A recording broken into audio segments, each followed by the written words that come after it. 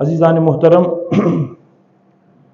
اللہ رب العزت قرآن مجید فرقان حمید کے اندر، قرآن مجید کی پہلی سورہ فاتحہ کے اندر ارشاد فرماتا ہے، یعنی ہمیں مومنوں کو یہ تعلیم ارشاد فرماتا ہے کہ جب اللہ سے دعا مانگنی ہو تو پہلے اللہ کی تعریف کرو، ثنا کرو، توصیف بیان کرو۔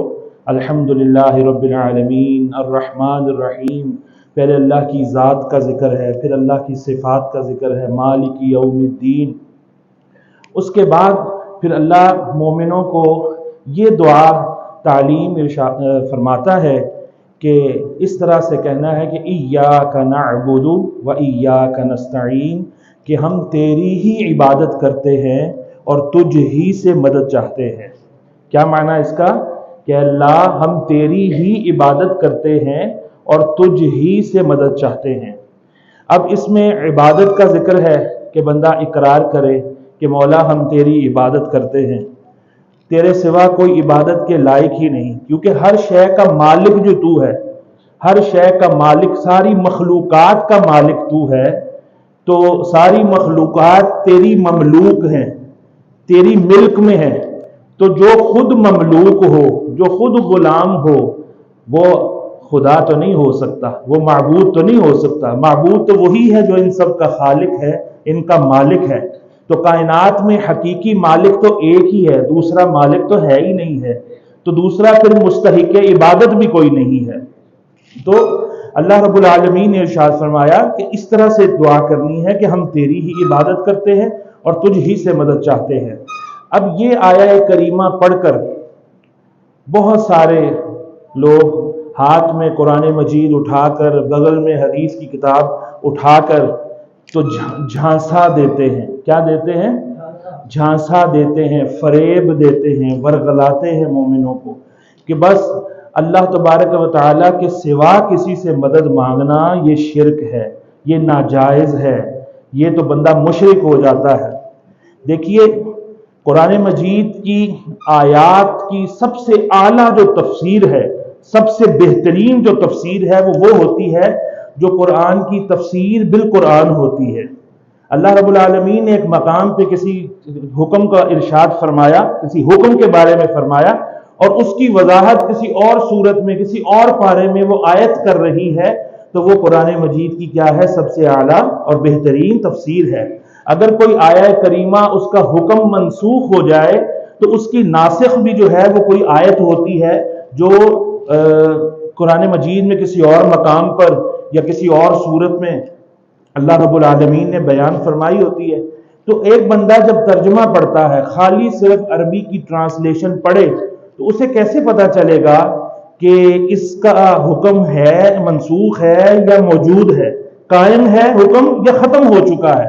جب تک وہ تفسیر نہ پڑھے، جب تک وہ اس کی تشریح نہ پڑھے، تفسیر نہ پڑھے، تو قرآن مجید کی وضاحت تب تک ہو ہی نہیں سکتی۔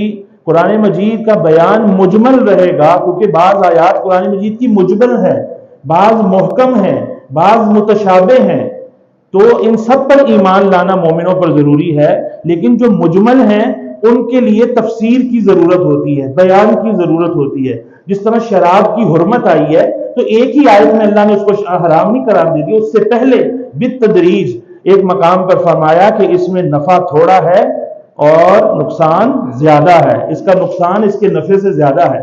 وہ آیت قرآن مجید میں اب بھی موجود ہے، اب بھی موجود ہے، اس کی تلاوت ہوتی ہے، لیکن اس کا حکم منسوخ ہو چکا ہے۔ اب بندہ یہ کہہ کر پی نہیں سکتا کہ چلو فائدہ تھوڑا ہی صحیح ہے تو صحیح نا، تو چلو تھوڑی سی پی لیتے ہیں، پورا گلاس نہ صحیح تو چلو چوتھا حصہ ہی پی لیں، کیوں؟ قرآن میں لکھا ہے کہ اس کے اندر نفع تو ہے نا، تھوڑا نفع ہے اگرچہ، لیکن ہم پی سکتے ہیں۔ ایسے کوئی عمل کر سکتا؟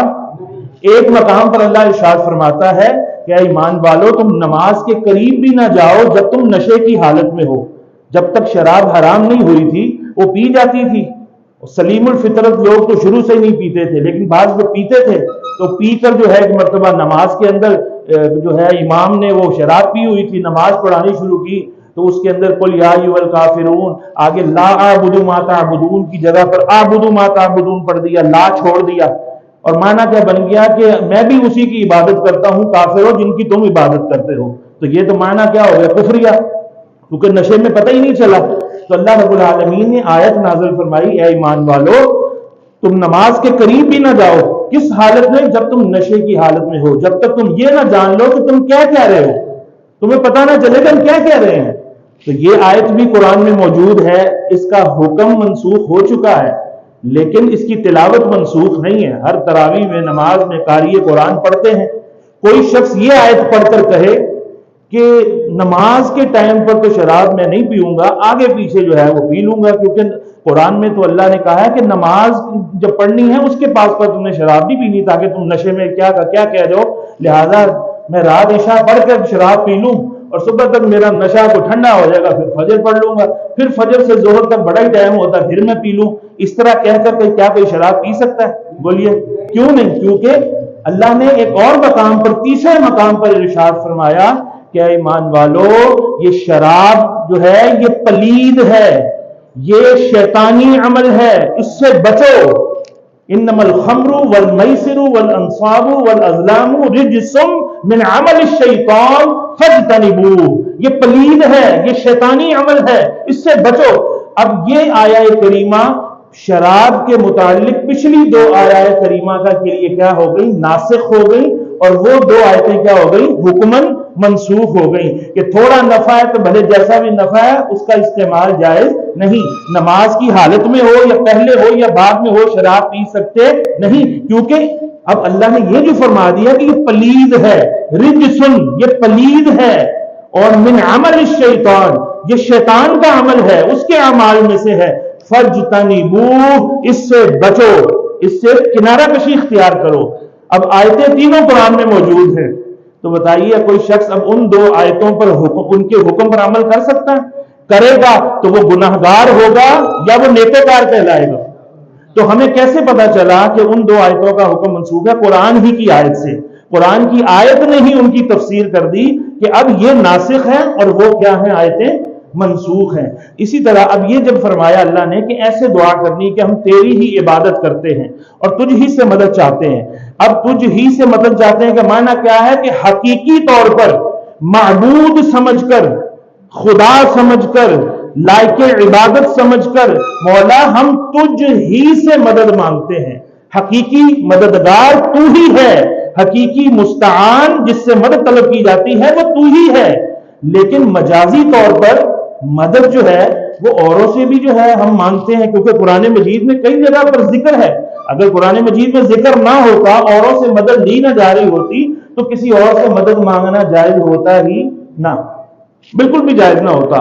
تو یہ جو معنی ہم کرتے ہیں کہ حقیقی طور پر تجھ ہی سے مدد مانگتے ہیں، یہ کس اعتبار سے کرتے ہیں کہ اللہ رب العالمین نے اور مقامات پر کئی جگہ پر جو ہے وہ مدد مانگنے کا اوروں سے حکم دیا ہے. چنانچہ اس آیت کریمہ کی میں مختصراً جو ہے مختصر وقت کے اندر تفسیر بیان کرتا ہوں، تو آپ کا جو شبہات ہیں یا کوئی کسی کے ڈالے ہوئے وسوسے ہوں تو وہ جو ہیں وہ دور ہو جائیں گے، اور ہمیشہ کے لیے جو ہے وہ مسئلہ حل ہو جائے گا. کہ یہ جو کہا جاتا ہے ایاک نعبد و ایاک نستعین، سوشل میڈیا کے اوپر بڑا ہی لفنٹر، بڑا ہی لوفر اس طرح کے حلیے بنا کر پگڑی داڑھی منہ پر رکھ کر کسی نے رکھی کسی نے نہیں رکھی، اور ایاک نعبد و ایاک نستعین، ایاک نعبد و ایاک نستعین، ان کو اتنا نہیں پتا. اگر ان سے پوچھ لیا جائے نا، ان کے پاؤں کے نیچے سے زمین نکل جائے گی کہ بھائی بتاؤ ایاکا یہ نعبد سے پہلے کیوں آیا ہے؟ ایاکا یہ تو بعد میں ہونا چاہیے، پہلے کیوں آیا ہے؟ اور اگر پہلے آ گیا، اللہ نے پہلے بیان کیا ہے، تو اس کا فائدہ کیا ہے؟ بتاؤ. اب اس نے علم بدیع پڑھا ہوگا تو بتائے گا. جب اسے علم پتہ نہیں علم بدیع کیا چیز ہے، علم بیان کیا چیز ہے، علم معانی کیا چیز ہے، جناب اسے پتہ ہی نہیں ہے. اسے جو ہے الف بے کا نہیں پتا، ترجمہ رٹ کے ادھر ادھر سے رٹ کے تو لوگوں کو گمراہ کرنے کے لیے وہ بیٹھ گئے جناب، سپیکر منہ پہ لگا لیے، جو مرضی بندہ جدھر مرضی بیٹھک میں بیٹھے اور بک بک کرتا پھرے اور مسلمانوں کو مشرک بناتا پھرے. یا کا پہلے کیوں آیا ہے؟ یہی کہہ دیا جاتا ہے نعبدک و نستعین، نعبدک و نستعین، ایاک کیوں لائے؟ ٹھیک ہے، اگر چلو آیا ہی ہے تو پھر اتنا ہو جاتا ایاک نعبد و نستعین، دوبارہ ایاک کیوں آیا ہے؟ ایک ہی جب جملے کے اندر ایک مرتبہ ایاک لا کر معنی بیان ہو جاتا ہے تو دو دفعہ کیوں لایا گیا ہے؟ اس میں حکمت پوشیدہ ہے، اس میں حکمت پوشیدہ ہے۔ اللہ نے نعبدو کے ساتھ ایاک علیحدہ بیان کیا، نستعین کے ساتھ ایاک علیحدہ بیان کیا۔ بتانا یہ مقصود تھا کہ عبادت صرف اور صرف کیا ہے، اللہ ہی کی جا سکتی ہے، اللہ کے علاوہ کسی اور کی مجازی طور پر عبادت ہو سکتی نہیں ہے۔ جبکہ مدد کا معاملہ علیحدہ ہے کہ مدد حقیقتاً اللہ ہی سے مانگی جائے گی معبود سمجھ کر، لیکن بندہ اللہ کا محبوب سمجھ کر مدد اللہ کے نبیوں اور ولیوں سے بھی مانگنا جائز ہے۔ اس لیے اللہ رب العالمین نے دو جملوں میں اس کو واضح کیا ہے، لیکن یہ سمجھ کسے آئے؟ جسے اللہ علم کی دولت عطا فرمائے۔ یہ جو رٹے لگا کے گمراہ جو ہے لوگوں کے پاس بیٹھ کر اس طرح کے معنی سمجھ میں آنے والے نہیں ہے۔ پھر ایاکا، جس کا حق مؤخر تھا اس کو مقدم لایا گیا، جس کا حق مقدم تھا اس کو مؤخر لایا گیا۔ فعل پہلے ہونا چاہیے تھا، اس کا مفعول بعد میں ہونا چاہیے، یہاں مفعول پہلے آیا ہے، فعل بعد میں آیا ہے، عامل بعد میں ہے، معمول پہلے ہے۔ جبکہ عامل پہلے ہوتا ہے، معمول بعد میں ہوتا ہے۔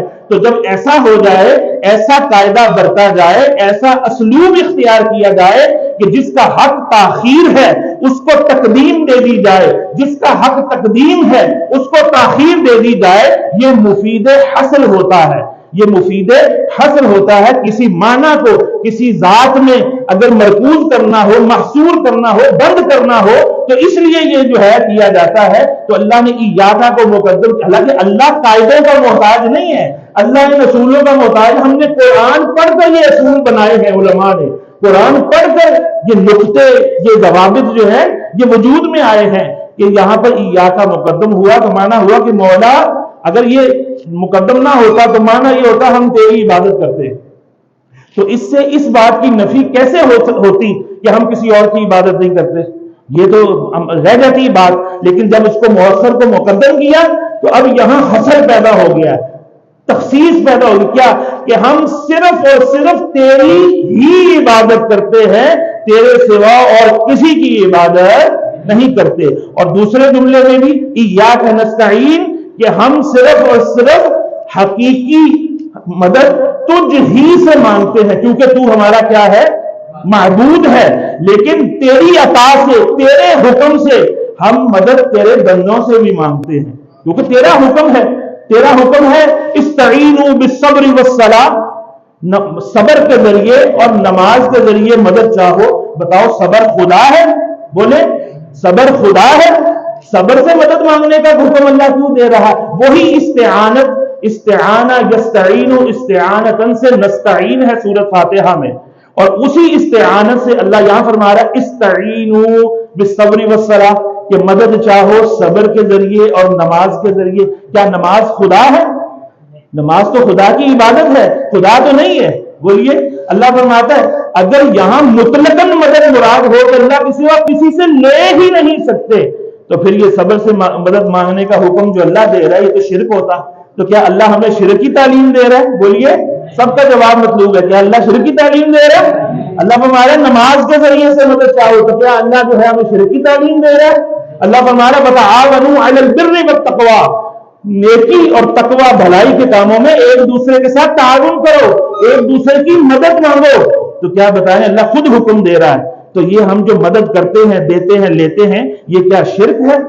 عبادت غیر خدا کی ہو ہی نہیں سکتی، جبکہ مدد جو ہے وہ خدا سے بھی لی جاتی ہے اور خدا کی عطا سے اللہ کے انبیاء اور اولیاء سے بھی لی جاتی ہے، بلکہ عام مومنوں سے بھی لی جاتی ہے۔ بھائی یہ اتنا بڑا دعویٰ ہم کیسے کر سکتے ہیں؟ ہماری کیا مجال، ہماری کیا جسارت، کیا حیثیت، کیا اوقات کہ ہم کسی اور سے مدد مانگے؟ لیکن اللہ خود فرما رہا ہے گھبراؤ نہیں، انما ولیکم اللہ ورسولہ والذین آمنوا، بے شک تمہارا دوست، تمہارا مددگار خدا بھی ہے، خدا کا رسول بھی ہے، اور خدا کے رسول کے نیک امتی صاحب ایمان مومنین بھی تمہارے مددگار ہیں۔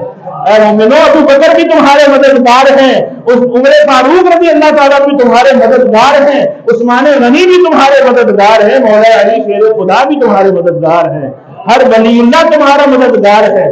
تو جب حضرت عبداللہ بن سلام رضی اللہ تعالیٰ نے کہا کہ اب ہم اسلام لے آئے ہیں، ہمارے رشتہ دار تو ہمیں چھوڑ دیں گے، وہ ہم سے شادیاں نہیں کریں گے، ہمارے پاس باہر بیٹھنے کی ہمارے جو ہے وہ جگہ نہیں ہے، بات چیت نہیں کریں گے، بائٹ باٹ کر دیں گے، اللہ نے آیت نازل فرمائی، یعنی کہ یہ سارے معاملات کیا ہوتے ہیں؟ یہ مدد کے معاملات ہوتے ہیں نا، کسی سے رشتہ لینا دینا، بات چیت کرنا، بیٹھک کرنا، کھانا پینا، اکٹھے بیٹھ کر جو ہے گپ شپ لگانا جو جائز ہے، یہ مدد والے کام ہے نا، ورنہ تو اکیلا بندہ تو پھر وہ تو بور ہو جائے، وہ تو جناب دنیا کے اندر معاشرے میں وہ جی نہیں سکتا تنہائی کے ساتھ۔ تو جب یہ کہا تو اللہ نے آیات نازل فرما دی کہ کافر تمہارے دوست نہیں ہو سکتے، تم گھبراؤ نہیں، تمہارا دوست تمہارا خدا بھی ہے، خدا کا مصطفیٰ بھی ہے اور مصطفیٰ کے اولیاء بھی ہے، یہ سارے تمہارے دوست ہیں، تمہارے مددگار ہیں، یہ مومنین تمہارے مددگار ہیں۔ تو عبادت جناب عالی کہ عبادت کا معنی کیا ہے یہ سمجھنا چاہیے۔ عبادت کا معنی بتوں کے بارے میں جو آیتیں نازل ہوں وہ اٹھا کر اولیاء پر فٹ کر دینا، یہ شریر لوگوں کا کام ہے۔ کن کا؟ آپ غور سے نہیں نہ سنیں گے یہ بات، دل کے کانوں سے، تو مرتے دم تک آپ بھٹکتے رہیں گے، بھٹکتے ہی رہیں گے، اور ذرا سی کوئی بات آپ کو سنا دے گا آپ فوراً ہی پھسل جائیں گے، ہاں یہ تو شرک ہے، نہ میں تو نہیں یا رسول اللہ کہوں گا، نہیں میں تو یا شیخ عبد القادر جیلانی نہیں کہوں گا، میں تو مشرک ہو جاؤں گا۔ یہ مومن بھی اسی طرح، بالکل جن کا علم نہیں ہوتا وہ اسی طرح گھبرا جاتے ہیں۔ تو عزیزان محترم، عبادت کا معنی کیا ہے؟ عبادت کا معنی سمجھ لیجئے، نعبدو عبادت سے ہے نا، نعبدو عبادت سے، عبد یعبدو عبادتن، یہ اس کا مصدر ہے جس سے یہ نکلا ہے نعبدو۔ تو عبادت کا معنی کیا ہے؟ کسی کو خالق جان کر یا خالق کی مثل مان کر، کسی کو خالق کسے کہتے ہیں؟ پیدا کرنے والے کو، کسی کو خالق جان کر یا خالق جیسا مان کر اس کی بندگی کی جائے یا اطاعت کی جائے، یہ کیا کہلاتا ہے؟ عبادت۔ اسے کیا کہتے ہیں؟ یہ جو ہے اس معنی کے ساتھ کسی اور کی عبادت کرنا کیا ہے؟ شرک ہے۔ کسی نبی کی، کسی پیغمبر کی، کسی ولی کی، کسی عام مومن کی عبادت یہ جو ہے یہ اس طرح یہ معنی لے کے کوئی اس کی بندگی کرے تو کیا ہو جائے گا؟ مشرک ہو جائے گا، کافر ہو جائے گا۔ بتائیے کبھی آپ نے ایسا دیکھا جو غوث پاک کی عبادت کرتا ہو؟ کوئی بندہ ایسا دیکھا؟ حضور صلی اللہ علیہ وسلم کی کوئی عبادت کرتا ہو؟ بولیے۔ کسی ولی اللہ کی کوئی عبادت کرتا ہو؟ کتنے خالق ہیں؟ خالق کتنے ہیں؟ پیدا کرنے والے کتنے ہیں؟ اللہ ایک ہے، اللہ ایک ہے۔ تو عبادت کا معنی کیا ہے؟ جو ایک ہے، جو یکتا ہے اور خالق ہے، مالک ہے، اس کی بندگی کی جائے، اسی کی بس اطاعت کی جائے۔ یہ معنی تو اللہ کے ساتھ خاص ہے، یہ تو کسی اور کے ساتھ جو ہے یہ معنی ہو ہی نہیں سکتا، اس کا تصور ہی نہیں کیا جا سکتا۔ کوئی جاہل سے جاہل، کوئی ان پڑھ سے ان پڑھ بھی اگر کسی مزار پہ جاتا ہے اور وہاں جا کے دعا کر رہا ہے اللہ سے اور وہ صاحب مزار کا وسیلہ دے رہا ہے، تو بتائیے کیا آپ اس سے یہ بدگمانی کریں گے کہ یہ اللہ کی قبر پر آیا ہے؟ معاذ اللہ۔ کہتے ہیں نا مزار پہ جانا شرک ہے۔ شرک تو وہ ہوتا ہے کہ جو کام اللہ کے لیے خاص ہے وہ کسی اور کے ساتھ بھی کیا جائے تو یہ شرک ہے۔ تو بتائیے اللہ کی قبر ہے کہیں پر؟ معاذ اللہ، وہ قبر والا ہے، وہ جسم والا ہے، اس کو موت آتی ہے، بولیے، وہ موت سے پاک ہے، وہ جسم سے پاک ہے، جسمانیات سے پاک ہے۔ مزار پہ جانا شرک کیسے ہو سکتا ہے؟ بولیے، مزار پہ جانا شرک ہو سکتا ہے؟ یہ تو ہے نا کہ اللہ جیسا کسی کو سمجھا جائے، خالق یا وہ کام جو اللہ کے ساتھ خاص ہے وہ آپ اللہ کے علاوہ کسی اور کے لیے جو ہے ثابت کریں تو یہ شرک ہوگا۔ تو جناب وہاں جا کر اگر کوئی وسیلہ پیش کرتا ہے تو کوئی کہتا ہے کہ یہ قبر کے اندر جو ہے یہ میرا خدا ہے لیٹا ہوا ہے، اس سے میں مانگنے آیا ہوں کہ اے خدا مجھے اولاد دے دے، اے حضرت داتا گنج بخش جو میرا خدا ہے مجھے اولاد دے دے، ایسے کوئی کہتا ہے؟ بولیے۔ یا شیخ جیلانی جو میرے خدا ہیں، جو پیدا ہوئے تھے، پہلے نہیں تھے، پھر وہ پیدا ہوئے، پھر وہ جوان ہوئے، پھر وہ بوڑھے ہوئے، پھر وہ فوت ہو گئے، پھر وہ قبر میں چل گئے، تو لہذا خدا جو آپ زندہ تھے، پیدا ہوئے تھے، فوت ہو کے قبر میں چل گئے، اب میری دعا قبول کر لیں، ایسے کوئی کہتا ہے؟ تو خدا جاہل بھی کیا مانتا ہے کہ خدا کتنے ہیں؟ ایک۔ اللہ وحدہ لا شریک ہے، وہ کیا ہے؟ وحدہ لا شریک ہے، اس کا کوئی شریک نہیں۔ یہ جھوٹے ہیں، مکار ہیں، دغا باز ہیں، ایمان کے ڈاکو ہیں جو ایاک نعبد و ایاک نستعین پڑھ کر مومنوں پر شرک کے فتوے لگاتے ہیں۔ مومنوں پر، آپ لوگوں کو، ہم لوگوں کو یہ مشرک کہا جاتا ہے، یہ قبر پرست ہے۔ آپ یہ میاں جی رحمت اللہ علیہ کی قبر کتنے سالوں سے یہاں پر ہے، کون آ کر ان کو سجدہ کرتا ہے؟ بولیے۔ آپ قبر کی طرف منہ کر کے سجدے کرتے ہیں، نماز پڑھتے ہیں؟ بولے کس کی عبادت کرنے آئے ہیں؟ سب اونچی بات سے بولیے، کس کے گھر میں آئے ہیں؟ کس کی عبادت کرنے آئے ہیں؟ کس کے لیے قیام کرتے ہیں؟ کس کے لیے رکوع کرتے ہیں؟ کس کے لیے سجدے کرتے ہیں؟ کس سے دعائیں کرتے ہیں؟ کس کا ذکر کرتے ہیں؟ اللہ کس کا نام ہے؟ ہمارے خدا کا۔ تو آپ کو یہ کہا جائے نہیں تو آپ تو قبر پوجتے ہیں، آپ تو شرک کرتے ہیں، آپ تو فلانا کرتے ہیں، تو یہ الزام ہے یہ نہیں ہے، یہ تہمت ہے یہ نہیں ہے۔ آپ کو مشرک کہنے کا مطلب ہے کہ آپ کافر ہیں، اور جو کافر نہ ہو اسے کافر جو کہے گا، سرکار فرماتے ہیں کفر کہنے والے کی طرف لوٹے گا، وہ خود کافر ہو جائے گا۔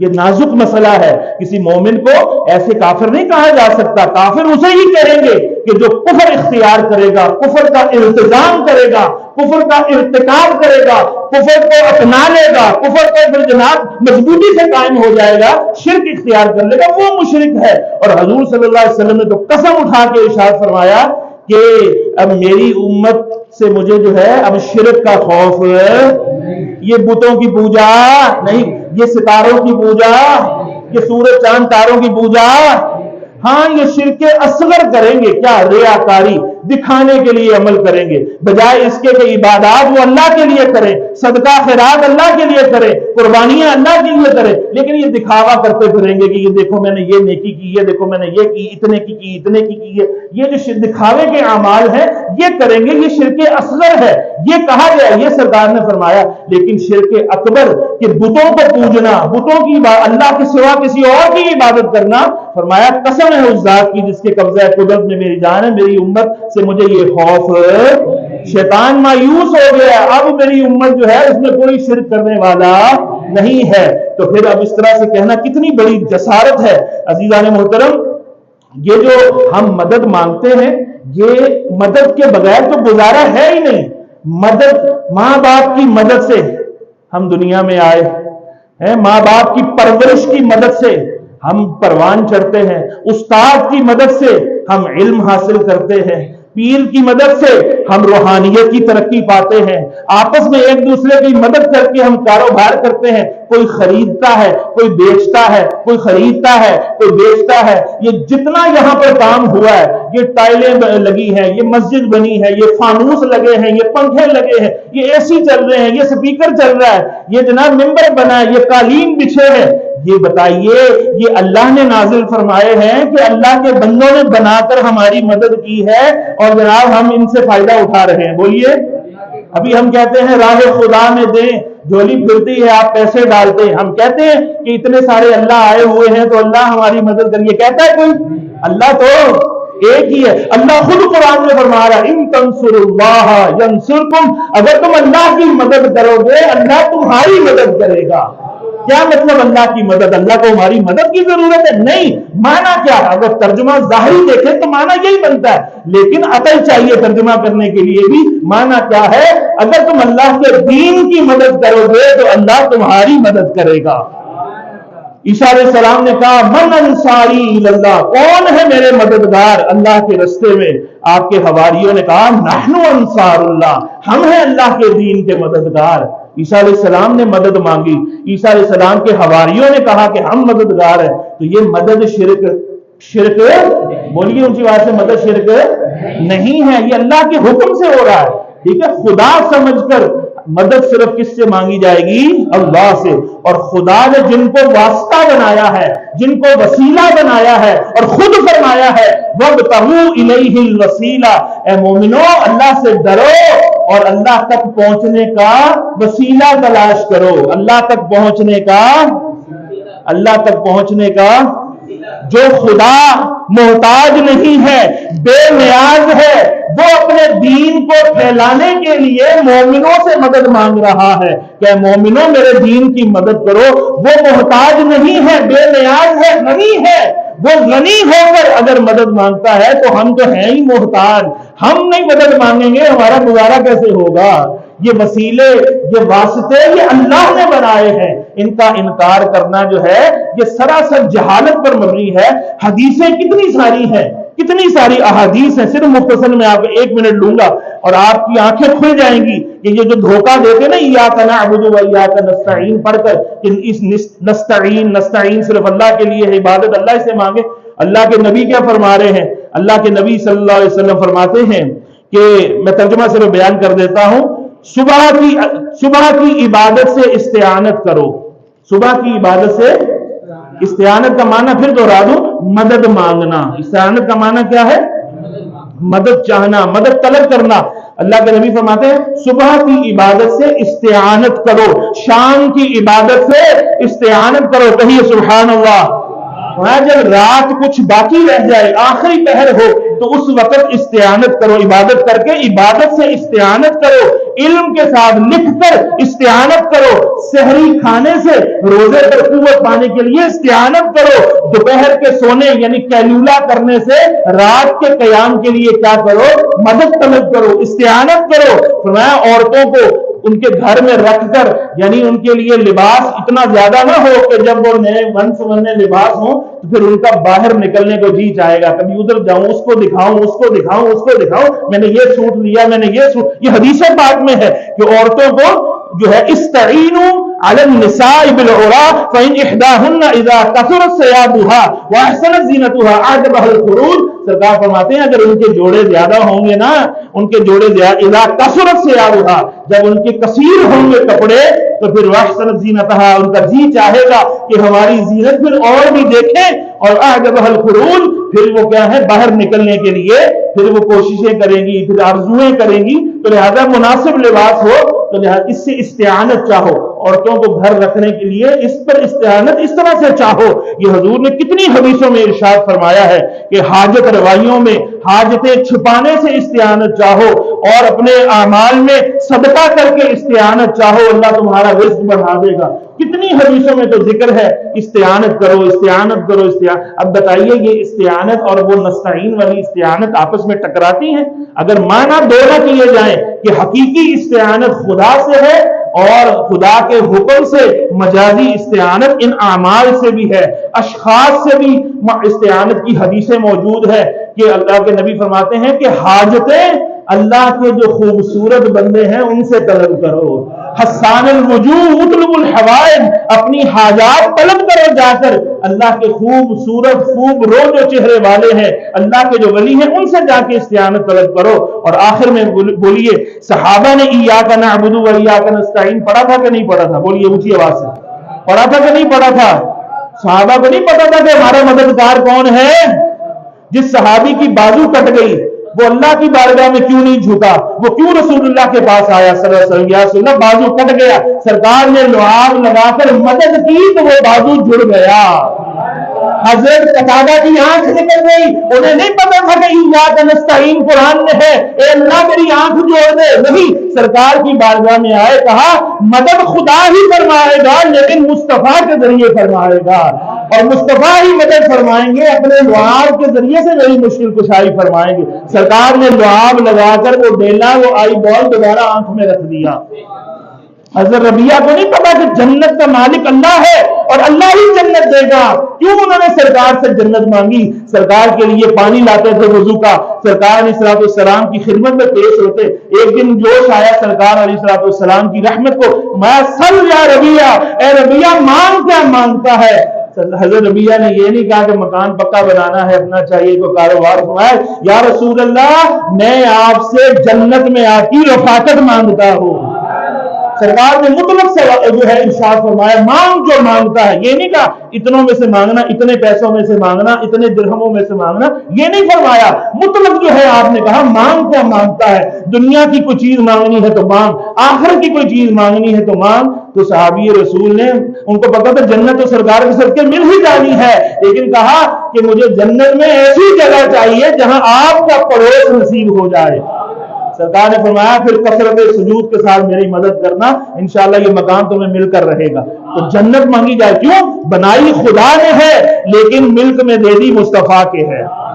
یہ اللہ کے نبی علیہ الصلوۃ والسلام مدد فرما رہے. حضرت عمر رضی اللہ تعالیٰ عنہ آپ کھڑے یہاں ہیں مدینہ میں، اور جناب نہامن ایران کے اندر مدد کر رہے ہیں حضرت ساریہ کی، ان کو گائیڈ لائن دے رہے ہیں، یا ساریہ الجبل، یا ساریہ الجبل، اور پہاڑ کی اور لے لے، پیچھے سے دشمن آ رہا ہے۔ یہ مدد فرمائی ہے کہ نہیں فرمائی ہے؟ اللہ اکبر۔